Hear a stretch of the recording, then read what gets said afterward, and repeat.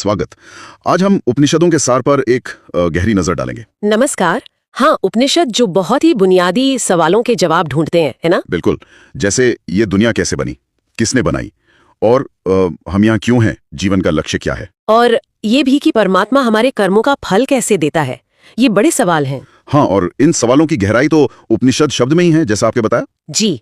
उप यानी पास, नी मतलब निष्ठा से, और सद धातु के 3 मतलब निकलते हैं। 3 मतलब कौन कौन से? पहला तो है नाश होना, मतलब जन्म मरण के बंधन का।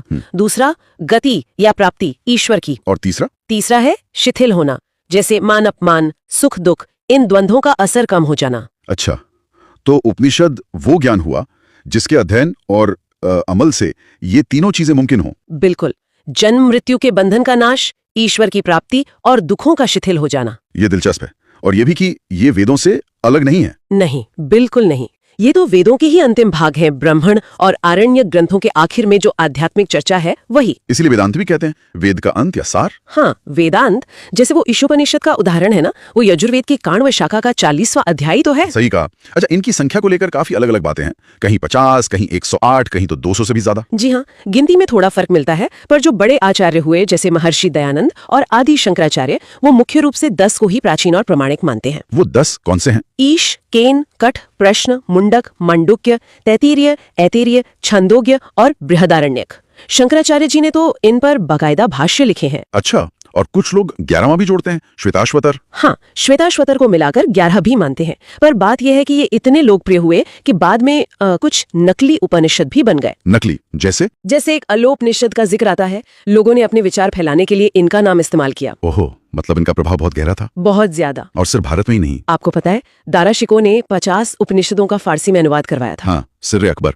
पर एक मुगल राजकुमार को इनमें ऐसा क्या मिला? वो असल में मन की शांति खोज रहा था।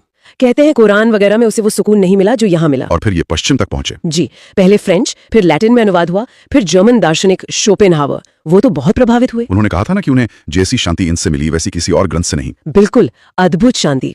फिर मैक्स मुल्लर ने अंग्रेजी में अनुवाद किया, और अपने यहाँ भी राजा राममोहन राय और आर्य समाज ने इनके प्रचार प्रसार में बहुत काम किया। तो ये ज्ञान पूरी दुनिया में फैला, पर इसका मूल तत्व क्या है? जैसे ईशोपनिषद का वो पहला मंत्र है। हाँ, वो बहुत महत्वपूर्ण है। ईशावास्यमिदं सर्वम यत्किंच जगत्याम जगत। इसका क्या मतलब हुआ? सीधा सा मतलब है कि इस चलती फिरती बदलती दुनिया में जो कुछ भी है वो सब ईश्वर से व्याप्त है, सब में ईश्वर है। अच्छा, तो इससे वो तीनों चीजें सिद्ध हो जाती हैं, ईश्वर, जीव और ये दुनिया यानी प्रकृति। हाँ, ईश्वर, जीव और प्रकृति तीनों का अस्तित्व है। और यहाँ जगत शब्द पर ध्यान देना जरूरी है। हाँ, जगत यानी जो गतिशील है, बदलता रहता है। बिल्कुल। तो उपनिषद कहते हैं कि ये दुनिया न तो एकदम झूठी है, माया है, जैसा कुछ